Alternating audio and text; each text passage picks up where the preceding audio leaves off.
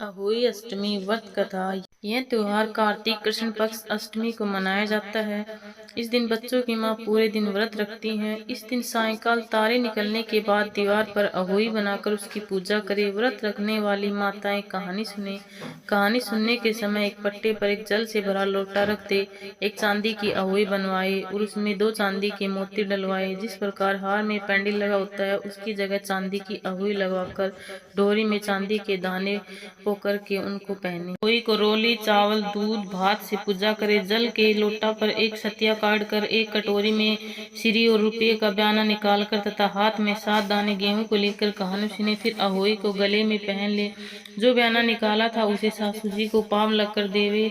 दिवाली के बाद किसी अच्छे दिन अहोई गले में से उतार कर जितने बेटे हुए उतनी बार, जितने बेटों का विवाह हुआ है उतनी बार 2 चांदी के दाने उस अहोई में डालते जाएं।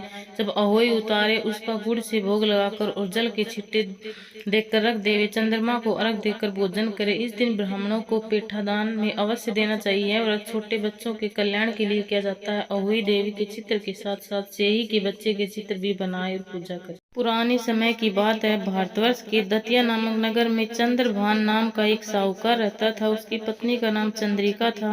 वह बहुत ही गुणवान, रूपवान, चरित्रवान और पवित्र थी। उसके कई पुत्र और पुत्रियां हुई, परंतु वे सब की सब छोटी उम्र में ही यमलोक को चले गए। संतान के इस प्रकार मर जाने से वे दोनों बहुत दुखी रहते थे। वे पति पत्नी ही मन में सोचा करते थे कि हमारे मरने के बाद इस वैभव का अधिकारी कौन होगा। एक दिन उन दोनों ने निश्चय किया कि सब धन दौलत को त्याग कर जंगल में निवास किया जाएगा।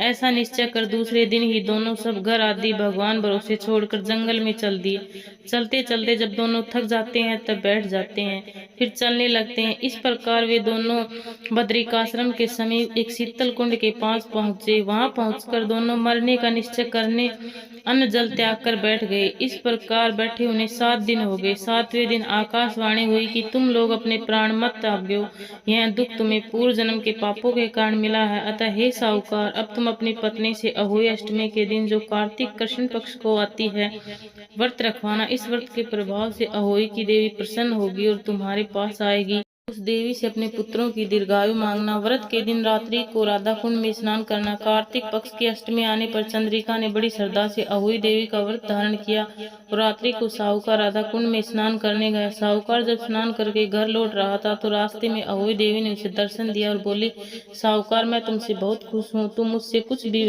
वर मांग लो। साहूकार अहोई देवी के दर्शन कर बहुत प्रसन्न हुआ और कहा, माँ, मेरे बच्चे कम उम्र में ही देवलोक को चले जाते हैं, अतः माँ उनकी दीर्घायु होने का आशीर्वाद दीजिए।